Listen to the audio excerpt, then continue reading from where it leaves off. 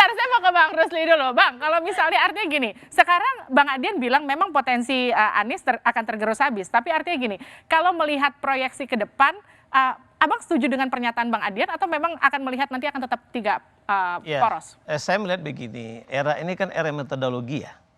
Survei itu kan metodologi. Jadi itu bicara fakta, bukan ilusi dalam data-data publik. Ya. Apalagi hari era milenial ya. Kan juga disurvei. Nah, oleh karena itu pernyataan beliau menurut saya itu boleh-boleh saja. Ini kan pernyataan. Tapi bagi kita P3 yang kerjasama ini dengan PDIP, bagaimana calon presiden kita ini adalah calon yang diunggulkan dan fakta datanya memang sangat meyakinkan gitu untuk terpilih presiden akan datang. Lalu juga berkaca dari pengalaman ya 2019, 2014 itu kan dua pasang juga.